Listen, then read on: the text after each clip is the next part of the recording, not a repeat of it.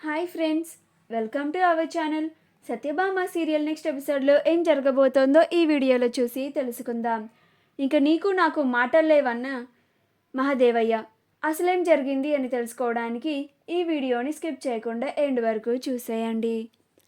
సత్య, క్రిష్, హర్ష, సంధ్యలు ధనుంజయ్ లాయర్తో మాట్లాడడానికి వెళ్తారు. అక్కడ ధనుంజయ్ క్రిష్ని చూసి, నేను మీ కేసుని టేకప్ చేయడం లేదు, దయచేసి ఇక్కడ నుంచి వెళ్ళిపోండి అని అంటాడు. ఆ తర్వాత సంధ్య అక్కడే ఉండి ధనుంజయ్కి విశ్వనాథ్ ఎలాగా పోలీసులకి లొంగిపోయాడో, కాళీ ఎలా చనిపోయాడో మొత్తం వివరిస్తుంది. అప్పుడు ధనుంజయ్ సంధ్య చెప్పిందంతా విని, కంగారు పడకండి, నేను మీ కేసుని టేకప్ చేస్తున్నాను, కేసుని మొత్తం స్టడీ చేస్తాను అని అంటాడు.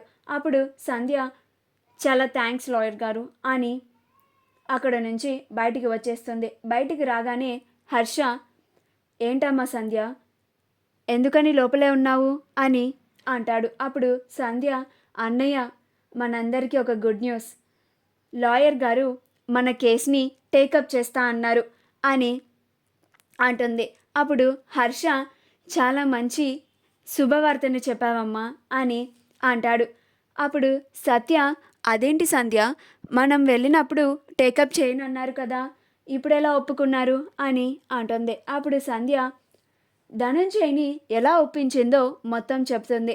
అప్పుడు సత్య, పోనీలే, ఇలాగైనా సరే నాన్న బయటికి వస్తారని నాకు నమ్మకం కలుగుతుంది అని అంటుంది. అప్పుడు క్రిష్, సత్య, మనం ఇంకా ఇంటికి పోదామా అని అంటాడు. అప్పుడు సత్య, అలాగే అండి అన్నయ్య, నేను ఇంకా వెళ్ళి వస్తాను అని చెప్పి క్రిష్, సత్యలిద్దరూ తిరిగి ఇంటికి వచ్చేస్తారు. హాల్లో మహాదేవయ్య కోపంగా క్రిష్, సత్యల కోసం ఎదురు చూస్తూ ఉంటాడు. సత్య, క్రిష్లిద్దరూ లోపలికి రాగానే సత్య లోపలికి వెళ్తుండగా, ఆగు అని అరుస్తాడు. అప్పుడు క్రిష్, ఏంది బాపు, సత్యని ఆగు అంటున్నావు, సత్యని లోపలికి వెళ్ళనివ్వు అని అంటాడు. అప్పుడు మహాదేవయ్య, నేను ఇంకా ఈ సత్యని నా ఇంట్లోకి రానియను, లోపలికి వెళ్ళనియను అని అంటాడు. అప్పుడు క్రిష్, గంత తప్పు సత్యం చేసింది బాపు అని అంటాడు. సత్యనే కాదు, నువ్వు కూడా నీ పెళ్ళం కొంగు పట్టుకొని నీ పెళ్ళం వెనక తిరుగుతున్నావు, పోయి ఏదన్నా చీర కట్టుకొని మూల కూసో అని అంటాడు. అప్పుడు క్రిష్, ఏంది బాపు అంత మాట అంటున్నావు అని అంటాడు.